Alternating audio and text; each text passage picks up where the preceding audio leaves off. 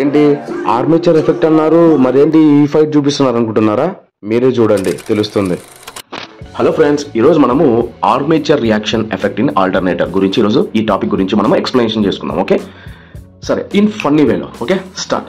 రారాయ్ alternator current రారాయ్ అంటే ఇప్పుడు చూడండి, ఆల్టర్నేటర్లో కరెంటు ప్రొడ్యూస్ అవుతున్నా కానీ అక్కడ ఒక సీక్రెట్ ఫైట్ జరుగుతుంది. అది ఏంటంటే ఆల్టర్నేటర్లో రెండు పార్టీలుగా ఉంటాయి. ఏంటి, ఒకటి ఫీల్డ్ వైండింగ్ ఉంటుంది, రెండోది ఆర్మేచర్ వైండింగ్ ఉంటుంది. ఇప్పుడు ఫీల్డ్ వైండింగ్లో ఇది మ్యాగ్నెటిక్ ఫీల్డ్ క్రియేట్ చేస్తుంది ఫీల్డ్ వైండింగ్. అదే ఆర్మేచర్ వైండింగ్ ఏం చేస్తుంది, ఇది కరెంటు ప్రొడ్యూస్ చేస్తుంది. కానీ కరెంటు జనరేట్ అయిన వెంటనే ఆ కరెంటు కూడా తన మ్యాగ్నెటిక్ ఫీల్డ్కు తీసుకొస్తుంది కదా. ఇప్పుడు ఇంకా ఫన్నీ వేలో చెప్పుకుంటే, ఇప్పుడు రెండు మ్యాగ్నెటిక్ ఫీల్డ్స్ అంటే field winding versus armature winding WWE fight అంటే ఇప్పుడు జాన్ సీనా అండ్ హండ్రెడ్ రైగర్ ఎలా అయితే కొట్టుకుంటారో అలాగ ఫైట్ మొదలవుతుంది అనమాట, ఆర్మేచర్ వైండింగ్కి ఫీల్డ్ వైండింగ్కి. దాంతో మెయిన్ ఫీల్డ్ ఎయిదర్ వీక్ అన్నా అవుతుంది లేదా డిస్టార్ట్ అన్నా అవుతుంది.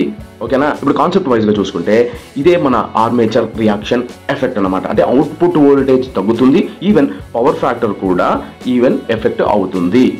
ఇదనమాట. ఓకే, ఇక నెక్స్ట్ టైం చూసినప్పుడు మీరు ఎవరైనా ఆల్టర్నేటర్ మీరు నెక్స్ట్ టైం చూసారనుకోండి, ఈ ఫైట్ గుర్తుపెట్టుకోండి, ఈ కాన్సెప్ట్ ఇట్టనే గుర్తొస్తుంది. ఓకే ఓకే ఫ్రెండ్స్, ఇలాంటి వీడియోస్ మీకు నచ్చినట్లయితే లైక్ చేయండి, షేర్ చేయండి, కామెంట్స్ చేయండి.